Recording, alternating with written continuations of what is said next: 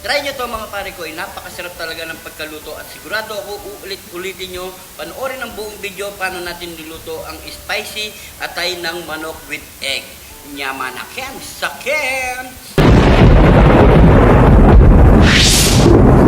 At habang nag-iisip si pare ko Arnold, kahit na walang isip, at namin, pero di niya alam na nakaisip na ako. Naglaga na tayo ng itlog mga pare ko, meron tayong ditong bawang, luya, sibuyas, at meron din tayong siling haba, kidlat ni John TV, pamintang wasak, magic seasoning, at coco mama. Magpainit na tayo ng mantika. Unahin natin nilagay ang luya, bawang, sibuyas. Ilagay na natin ang siling haba at pula. At ilagay na natin ang atay ng manok. At dahan-dahan lang natin itong haluin mga pare ko para hindi madurog ang ating atay ng manok.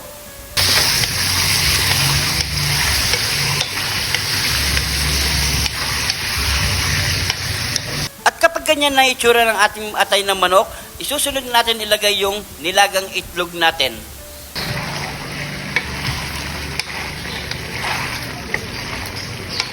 Ilagay na natin yung pamintang wasak at ginayat na siling pula at berde. Ilagay na natin yung pampalasa at yung ating gata. At haluloy lang natin ang dahan-dahan yan. Takpan na natin yan hanggang sa maluto mga pare ko. Bigyan natin ng 3 minutes or 5 minutes. All good na yan at bukbangan na. Heto na ang ating nilutong spicy ginataang atay ng manok with egg. So ano pang kasunod niyan? Siyempre, nyamanaken, saken! Heto na mga pare ko. I-pray muna tayo bago tayo magbukbang. Thank you Lord sa napakasarap na pagkain nito Lord. Bless po yung viewers namin Lord. Bless po yung sumusuporta sa amin Lord. Bless po yung family kalusugan namin Lord. In Jesus name, Amen. So yan, kain na po tayo mga pare ko.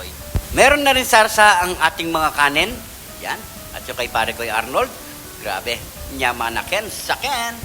Kain na po tayo mga pare ko at sabay-sabay po tayong kumain. Cheers! Pare ko Arnold. Kain po. Grabe. Ang init. Napaso ang gilagid. Sunod na pare ko Arnold. Ito makapal na yung gilagid. Hindi.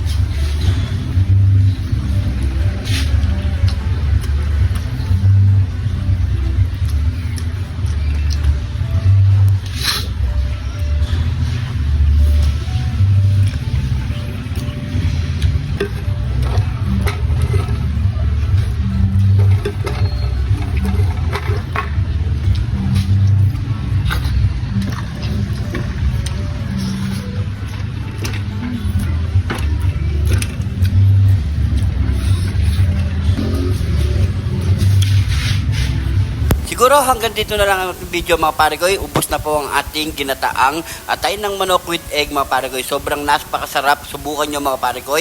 At syempre maraming salamat sa panonood. Kung nanonood ka pa hanggang ngayon, paki-comment kung saan umabot ang ating video para alam natin mga pare ko. At kung hindi ka pa nakapollow, mag-follow na. Siyempre, paki-share na rin ang ating video mga pare ko. Maraming salamat po sa panonood. Ingat po kayo lagi dyan. God bless po.